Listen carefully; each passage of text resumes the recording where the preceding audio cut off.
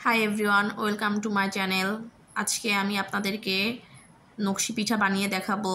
তার জন্য একটা পাতিলে পানি গরম করে নিব, তার মধ্যে পরিমাণ মতন লবণ দিয়ে চালের গুঁড়া দিয়ে দিব অল্প অল্প করে। চালের গুঁড়ো দিয়ে চালের গুঁড়োটা সিদ্ধ করে নিতে হবে। দেখুন আমি কিভাবে করে নিচ্ছি। আপনারা ঠিক এভাবে অল্প অল্প করে চালের গুঁড়ো দিয়ে চালের গুঁড়োটা সিদ্ধ করে নেবেন। ভালো করে নেড়েচেড়ে দিতে হবে। সিদ্ধ হয়ে গেলে একটা ট্রেতে ঢেলে নেবেন বা থালায় ঢেলে নেবেন, নিয়ে এটাকে ভালো করে মেখে নিতে হবে। এর মধ্যে সামান্য তেল দিব, সয়াবিন তেল দিয়ে ভালো করে মেখে নিব। তেলের পরিমাণটা অল্প দিতে হবে, বেশি দেওয়া যাবে না। ভালো করে মেখে নিতে হবে। মাখানোটার উপরে পিঠার ডিজাইন ডিপেন্ড করবে।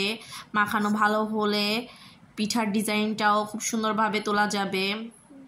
এরপরে একটা বেলন ফিরা নিয়ে আমি বেলন দিয়ে এভাবে করে একটু বেলে নিব, বেশি পাতলা করা যাবে না।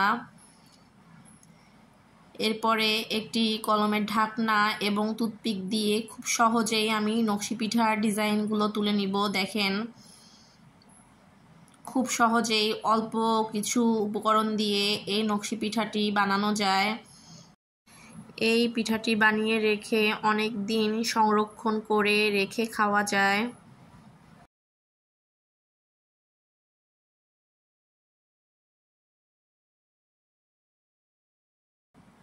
দেখেন কত সুন্দর করে ডিজাইন তুলে নিচ্ছি।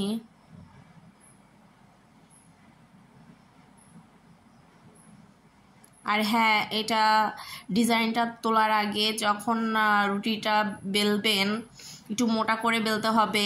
আর এটার উপরে ডিজাইন তোলার আগে একটু তেল মাখিয়ে নিতে হবে, হাত দিয়ে একটু তেল মাখিয়ে নিতে হবে। এরপরে ডিজাইনটা তুলে নিতে হবে।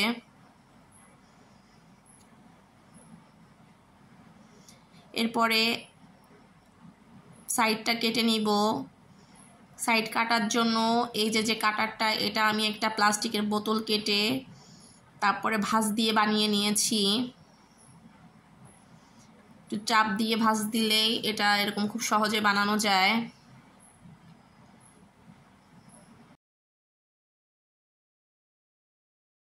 দেখেন কাটার পরে পিঠাটাকে কত সুন্দর লাগছে দেখতে।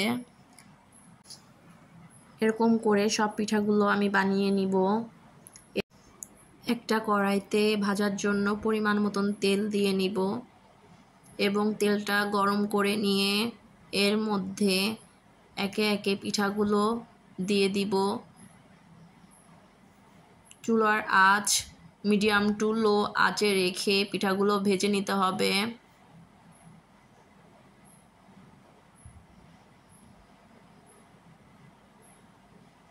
দেখেন এরকম করে পিঠাগুলো ভাজা হয়ে গেলে তুলে নিব।